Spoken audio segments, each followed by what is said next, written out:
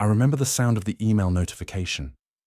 It was just after midnight, the air thick with the scent of diesel and dust, my boots still soaked from the last patrol. We'd lost 2 good men that week, and sleep had become more of a concept than a reality. I wasn't expecting anything from home. Not that night, not that kind of message, but there it was. Subject, regarding our future.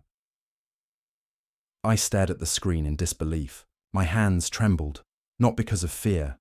I'd faced far worse in uniform, but because something in me already knew. Something wasn't right. I opened it. I've thought about this for a long time. I can't keep doing this. I'm filing for divorce. By the time you read this, I'll be gone. Please don't try to contact me. Also, I've moved the money from our joint account. You won't need it where you are. I wish I could tell you I cried. I wish I could say I threw something, cursed the world, or stormed out of the tent screaming. But I didn't. I just sat there, still, completely still. My wife of 7 years had ended our marriage with a paragraph, while I was 7,000 miles from home in a war zone, and she'd emptied our account. Everything we'd saved, every deployment bonus, gone. We weren't perfect, no marriage is, but I truly thought we had something worth protecting. Her name was Mara. She had this way of looking at you like you were the only person that mattered in the room. That's what hooked me at first. She'd wanted to be a photographer, and I was a small-town guy who signed up to serve because I didn't know what else to do with my life. We met just before my first deployment. We got married in a courthouse 3 weeks after my return. She wore a simple white dress. No family, just us. I trusted her more than anyone I'd ever known. So what happened? I began retracing everything in my mind. Had she said anything? Given me a clue. She had been distant during our last phone call, kept the conversation short, avoided talking about the future, but I chalked it up to stress. Maybe the time zone difference, maybe just life. Turns out, it was something else entirely. Didn't sleep that night. I barely slept for the next 6. Every second I was awake, I kept replaying the email, wondering when she had started planning all this. The worst part, I couldn't do anything. I couldn't go home. I couldn't call her. I couldn't even scream. All I could do was wait. 2 weeks later, I called my brother back in the States. He'd been handling my mail and legal documents while I was away. Did you know? I asked him. He paused. That pause told me everything. I didn't want to be the one to tell you, he finally said. But yeah, she's already moved out. She's living with someone else. That word landed hard. Someone else. Someone else had stepped into my home, into my bed, into the life I had built with her. I felt like a ghost haunting a life that no longer belonged to me. And yet, I said nothing. No angry emails, no threats, no begging her to come back. I swallowed it all. Every ounce of betrayal, every unanswered question, I let it settle in my bones like a quiet rage, because I knew this wasn't the end. Something inside me whispered, "She thinks this is over," but it's not. A week before my deployment ended, I finally got access to my banking app. She really had taken it all, the savings, the emergency fund, even the $6,000 I had set aside to buy my late father's truck when I returned. Everything gone. But she made one mistake. She left a digital trail. One transaction, just one, caught my eye. It wasn't big, just 3542s at a boutique cafe in a town I'd never heard of. But it didn't match where she used to live. That was the breadcrumb I needed. I wrote it down, closed the app, and smiled for the first time in weeks, because I had a plan. At the farewell ceremony for our unit, people clapped and smiled, celebrated survival, but I couldn't focus. My body was in uniform, but my mind was already home, not to return, but to rebuild, not to fix things, but to reclaim what was mine. Mara thought she had erased me. She thought she could rewrite our story without consequences. But she underestimated one thing. A man who's been through war no longer fears chaos. As I boarded the military flight home, I looked out at the clouds and whispered something to myself. Soft but certain. Let her believe she won. Because the truth? She had no idea what was coming next. The hardest part wasn't landing back in the States. It was walking through the airport alone, dressed in uniform, and realizing that no one was waiting for me. No signs, no hugs, no tears of joy. Just me and a carry-on filled with folded camouflage. And a few half-finished letters I never sent. Funny thing is, I used to imagine this moment. Coming home to Mara, her running into my arms like one of those slow-motion military reunions you see in videos. I'd played that fantasy in my head 100 times. Instead, I hailed a cab. No destination. Just told the driver, take me to somewhere quiet. The next few weeks were a blur. I stayed at a cheap motel off the highway, small room, peeling wallpaper. The kind of place where no one asks questions. It was exactly what I needed. I didn't reach out to her, not once. But then she did. One morning, 2 weeks after I got back, I got a message from her. I heard you're home. I hope you're okay. That was it. Just that one line. No explanation, no apology. Just a weak attempt to, what? Test the waters. I didn't respond. But I didn't block her either. Let her wonder. The next day, another message. I've been thinking a lot about us, about everything. I stared at the screen for a long time before locking my phone. Everything. She said it like it was some kind of shared mistake, like I'd just misplaced my vows while dodging mortar fire overseas. She still had the nerve to make it sound mutual. I didn't reply. 3 days passed. Then came the message that hit differently. I made mistakes. I know I hurt you. I'm sorry. And then, can we talk? Now she wanted to talk. After the divorce by email. After draining our joint account. After moving in with someone else. And yet, despite everything, a part of me hesitated. Not because I still loved her, but because I needed to understand. Why? When? With who? That night, I walked to the 24-hour diner down the road. Cheap coffee, burnt toast. But it gave me space to think. Why was she reaching out now? Did she miss me? Did her new life fall apart? Was this guilt? Or was something falling apart behind the scenes? Then I remembered something an old friend once told me. People don't reach out because they miss you. They reach out because they lost control of the version of you they left behind. I wasn't the broken soldier she expected me to be. I wasn't pleading. I wasn't angry. I was silent. And that silence, it terrified her. A week later, she called. I let it go to voicemail. Hey, I just wanted to talk. Maybe meet. I'm not asking for anything. I just want to explain. Her voice cracked at the end, almost sounded real. But the thing about being betrayed is that it teaches you to listen differently. You stop hearing the words and start hearing the silence behind them. And behind her words, panic, not remorse, not love, just a fear that maybe she no longer had power over the man she'd once walked away from. I finally agreed to meet. Neutral place, midday. No expectations. She chose a park, one we used to walk through when we were still happy, before the distance, before the deployments, before whatever version of her I never saw coming took over. She wore a grey coat. Her hair was shorter. She looked older, or maybe just more tired. I almost didn't recognize her. She smiled when she saw me. You look good, she said. I didn't return the compliment. We sat down on a bench. For a long time, neither of us said a word. I waited And then she started crying. "I didn't know how to tell you," she said. "I felt so alone.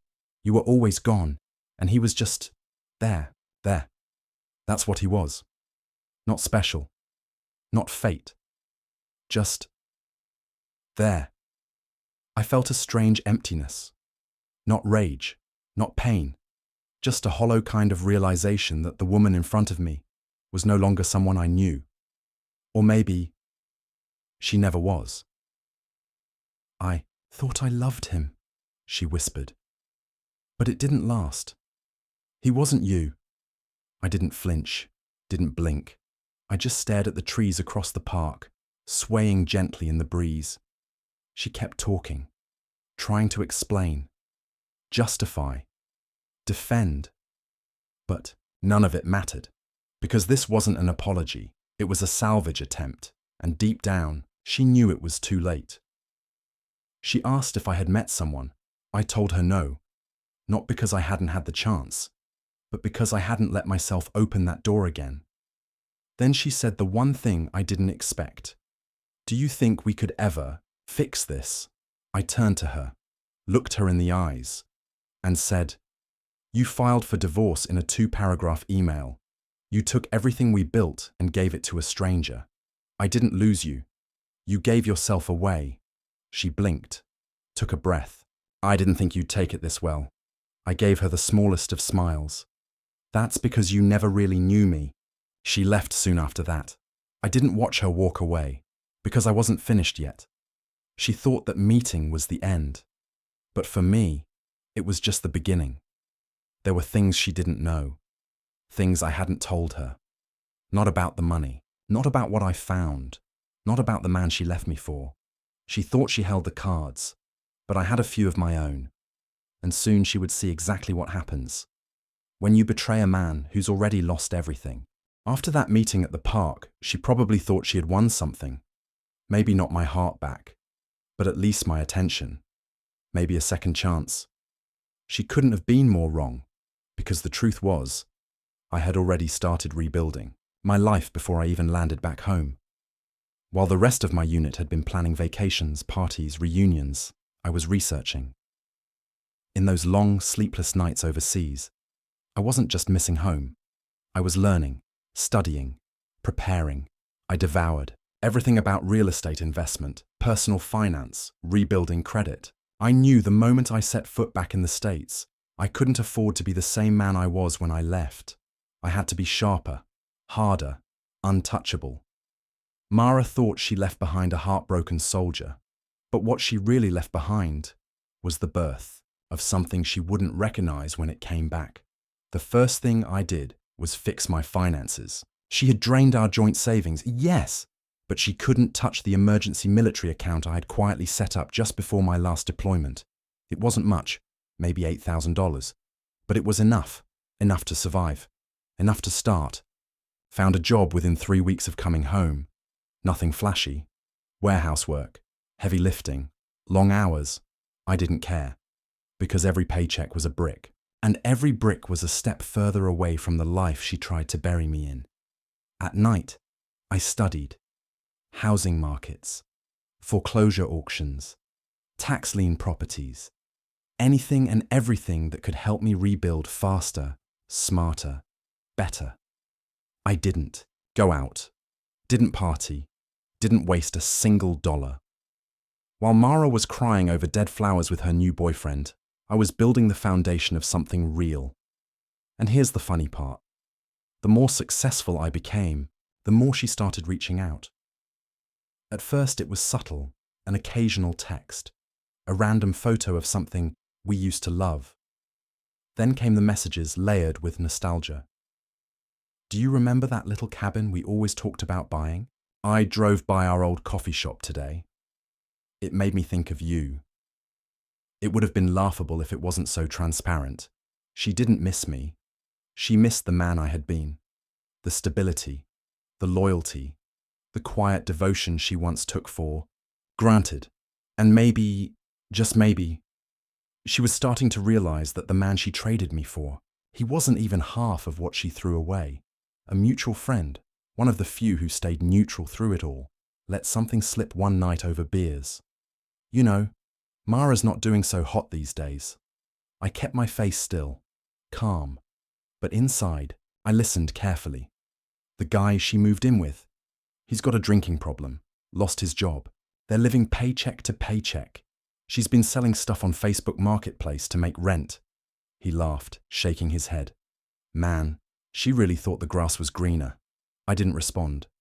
Because deep down, I already knew.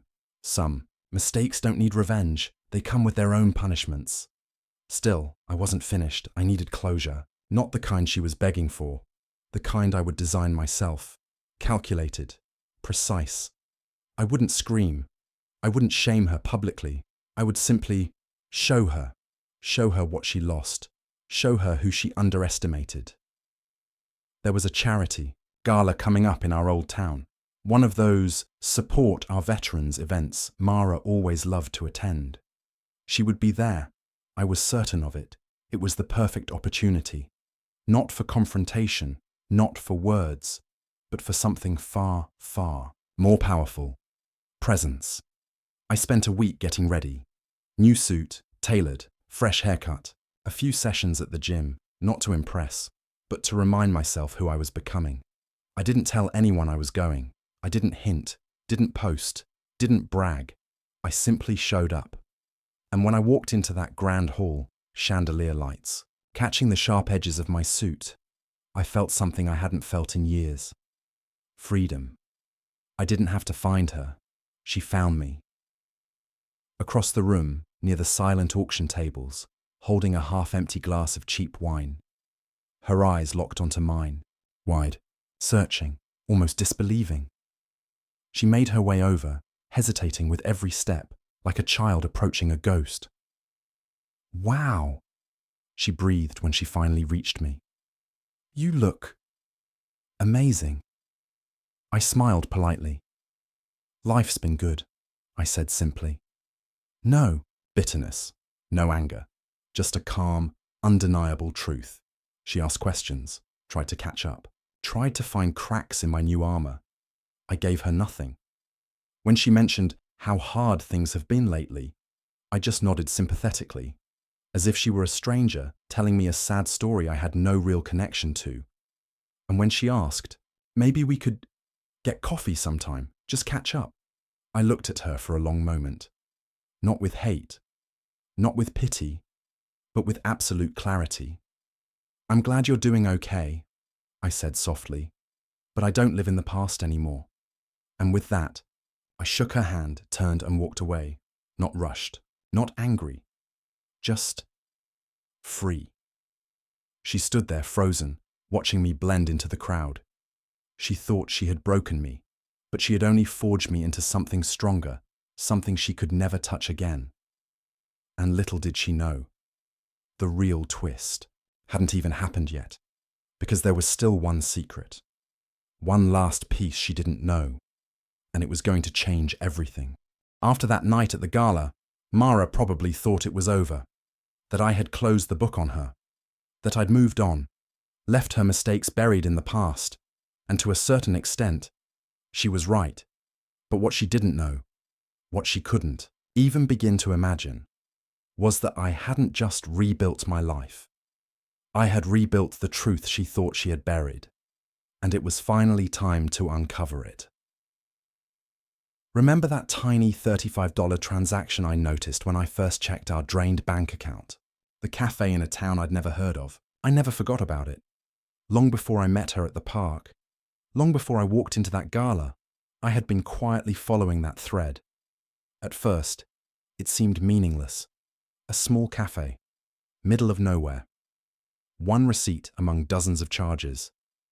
But when I dug a little deeper, quietly, methodically, I found something.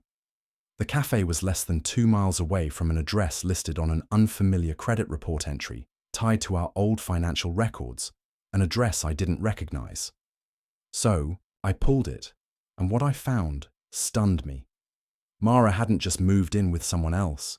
She hadn't just started over with some random stranger. She had moved in with someone we both knew, a name I hadn't thought about in years, someone from my side of the family. someone who had been at our wedding, someone who had toasted our future, someone who had sworn loyalty not just to me, but to us. His name was Daniel, my second cousin, a guy I used to hunt, fish, and drink beers with every summer growing up. Apparently, while I was overseas fighting a war, he was fighting to take my wife, and he had won, at least for a while. The betrayal cut deeper than I could ever explain. It wasn't just Mara anymore.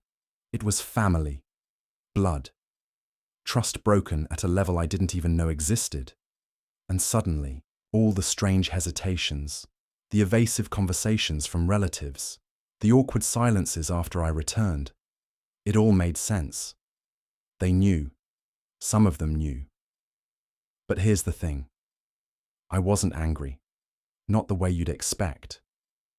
The betrayal was so complete, so final, that it left no room for rage, only clarity.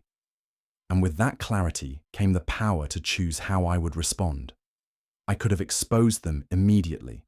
I could have confronted them both, made a scene, demanded explanations, made them crawl. But I didn't, because I realized something even more devastating. They had already ruined themselves, and they didn't even know it yet. You see, Daniel, he wasn't exactly a responsible guy. Never had been. Always one step away from a DUI or a bar fight. Always running some half-baked business or borrowing money from someone. And Mara, well, she wasn't exactly known for making smart decisions, without someone steadying her hand.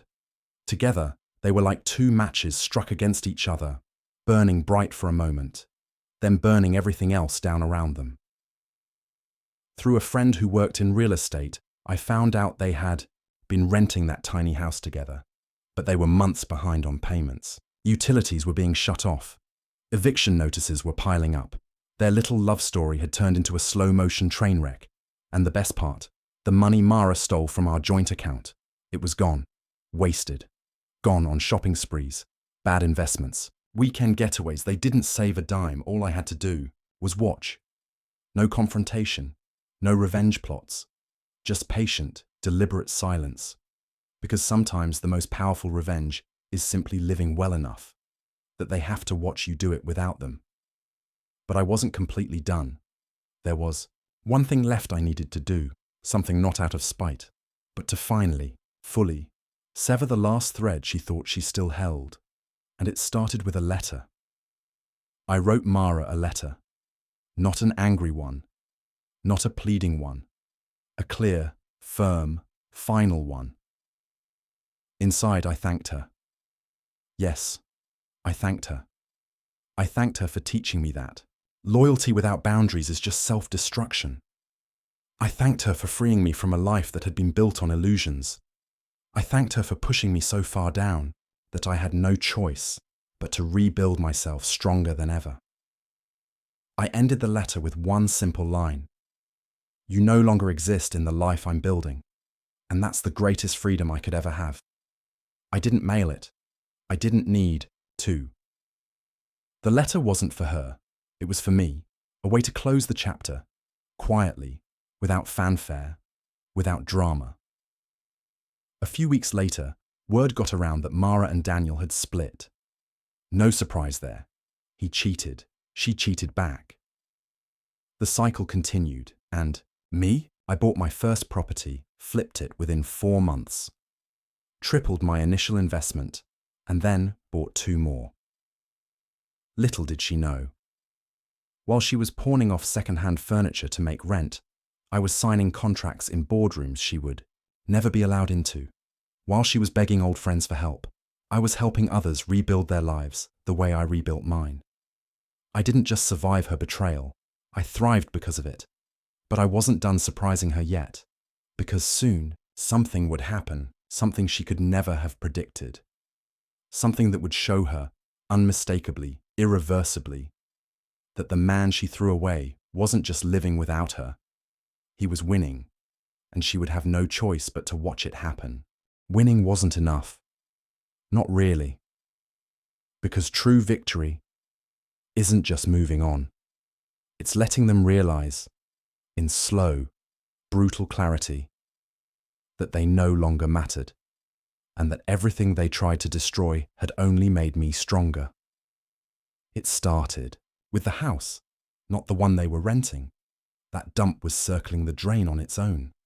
No, I found out that Daniel's mother, my aunt, was in serious debt. She was struggling to keep up with mortgage payments on her second home, a small lakeside property she was desperate to sell, a place full of memories, family reunions, summer barbecues, 4th of July fireworks, and ironically, a place where Mara and I had once spent lazy weekends before everything fell apart.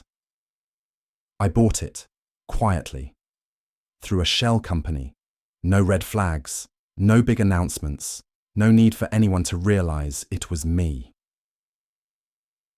The house was listed. I made a cash offer slightly under asking price. They accepted within 3 days, grateful to be rid of it, and just like that, I owned a piece of their past, a piece that meant something to them, not to me. A month later, word got out, through whispers, through family gossip, through the invisible network that binds small towns together. Mara heard about it first, then Daniel.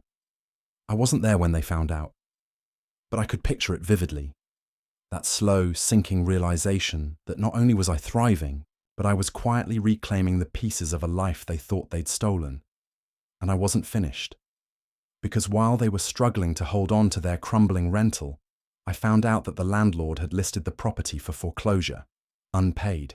Rent, damages, neglect. He was fed up. And the kicker, he was willing to sell the debt at a steep discount to anyone willing to deal with the mess. So I did. Again, through a private purchase. Again, no public paper trail pointing directly to me. Within 6 weeks, I became the legal owner of the property they were living in, or rather, squatting in. The eviction notice was handled professionally. No threats, no warnings, just a formal letter posted to their front door. You have 30 days to vacate the premises. I wasn't there to see their faces, didn't need to be, because this wasn't about revenge anymore. This was about balance, about showing, silently, powerfully, that actions have consequences, and that sometimes those consequences wear a suit and a calm smile. A few mutual friends reached out. Some begged me to reconsider, said Mara had nowhere to go, that Daniel was down on his luck. But I stayed quiet, because none of them had been there when I was reading a divorce email in a dusty tent across the world. None of them had been there when my account was drained. None of them had heard the silence at the end of the line when I tried to call and realized my life had already been discarded like yesterday's trash. They didn't know, and they didn't need to. One night, a week before the eviction date, Mara called. I hadn't spoken to her since the gala. I let the phone ring 4 times before answering. "I know you own the house," she said, voice brittle, almost a whisper. Silence. "Please. Can we talk?" I leaned back in my chair, staring out at the city lights from my condo window. Calm. Steady. "There's nothing left to talk about," I said, and for the first time, I heard it. Not anger, not guilt. Fear. Raw, undeniable fear. The fear of someone who finally understood that mercy wasn't guaranteed. She tried again. "You don't have to do this." I smiled slightly, even though she couldn't see it. Because the truth was, I didn't have to do anything. They did this to themselves. The last thing I said before hanging up was simple. "You chose your path a long time ago. I'm just making sure you get to walk it, all the way to the end." Click. No more conversations, no more explanations, no more chances.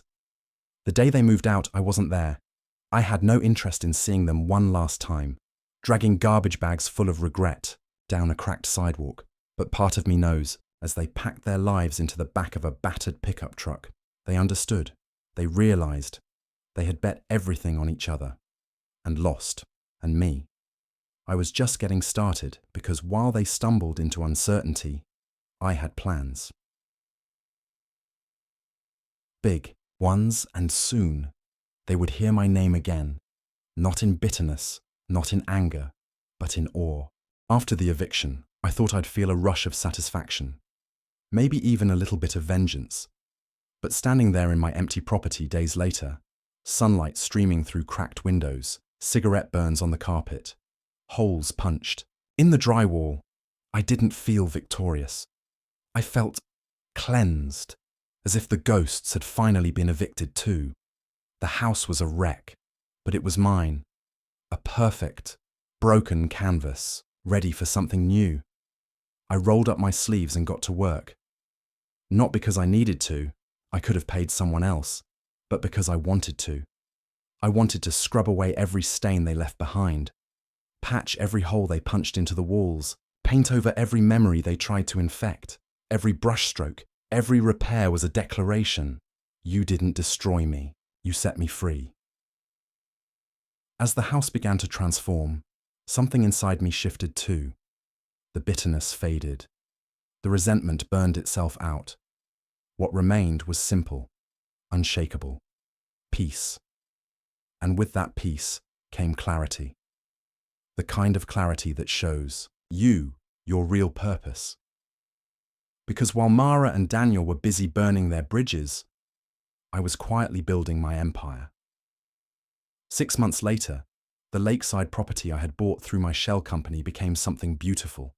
I didn't flip it for a quick buck. I restored it piece by piece, polished hardwood floors, refinished docks, modern kitchen upgrades.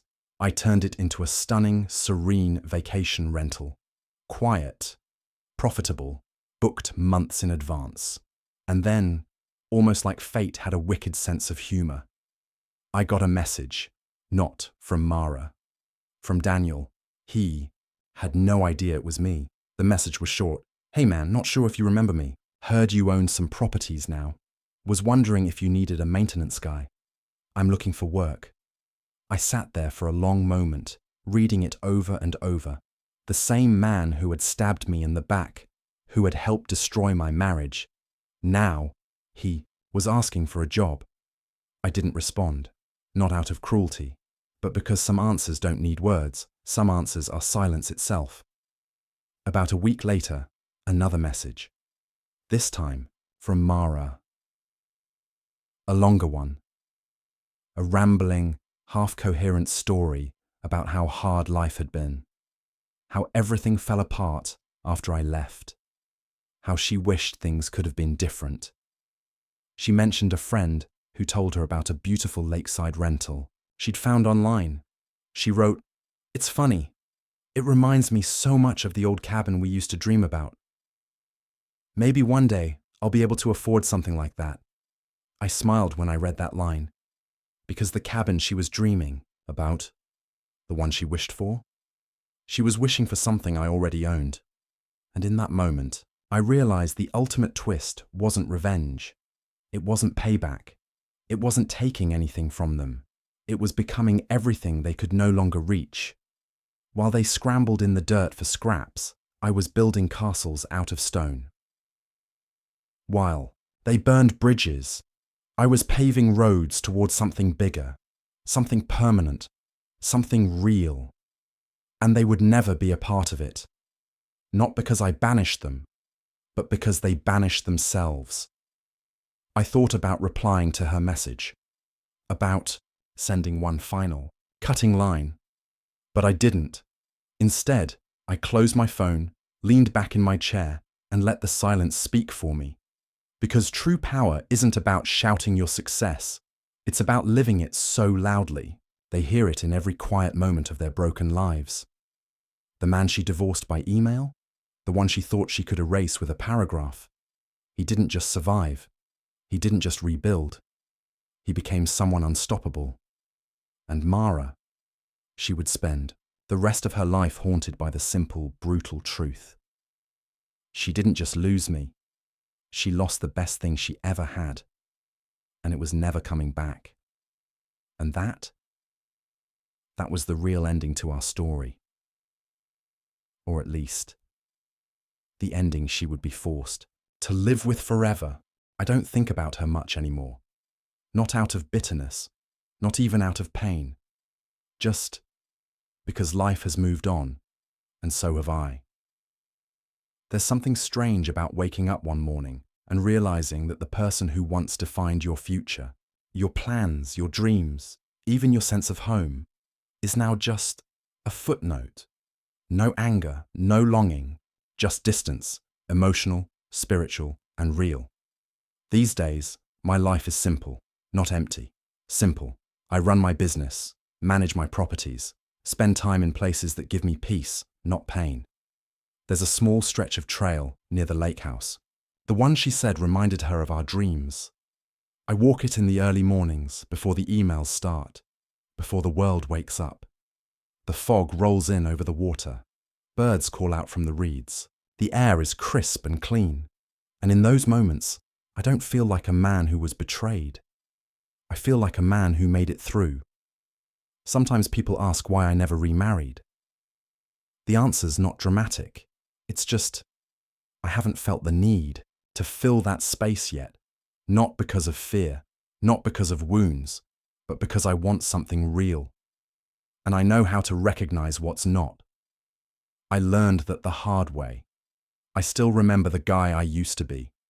Quiet, devoted, a little naive. Remember how I used to believe love could conquer anything? That loyalty always meant safety. And I remember the exact moment that version of me died. It wasn't when she left. It wasn't when the bank account hit zero. It wasn't even when I realized she'd been with someone else. It was later, after I came home, after the silence, after the rebuilding. That's when I realized, sometimes we don't lose ourselves when someone breaks our heart. We find out who we really are. There's a power in that kind of heartbreak, a quiet, brutal rebirth. It teaches you to build with stronger hands, to protect your peace, to stand taller, not louder. And when people see you again, years later, they don't recognize you. Not because you've changed, but because they never really saw you to begin with. I saw Mara once more after everything. By accident. It was at a grocery store, 2 towns over. I was grabbing coffee beans. She was in the frozen food aisle. She looked different, thinner, paler, tired in a way that makeup can't cover. She saw me before I saw her, and when our eyes met, she didn't say a word. She gave a faint smile, the kind people give when they've rehearsed 100 apologies but know they'll never get to say them. I nodded politely, and that was it. She turned away, and I walked out of the store, got in my truck, and drove home. No weight, no ache, just peace. I think she finally understood. Not just what she lost, but what she never really had to begin with. A good man, a loyal man, a man who would have given her the world, and did. And when it wasn't enough for her, he didn't break. He built a better one without her. That's the story. Not of heartbreak, not of revenge, but of becoming a man who walked through fire and came out clean on the other side, not because he wanted to prove anything to her, but because he wanted to prove something to himself, that he was worth more than what she threw away. And now, years later, I don't hate her. I don't miss her. I don't even think about what might have been. Because what I have now is better than anything we ever pretended to build together. So if you're watching this and you're still in the storm, if someone left you, broke you, discarded you like nothing, just know this: you're not broken, you're being remade. And one day, they'll see you from across a room or across a lifetime, and they'll realize you were never the one who was lost. They were.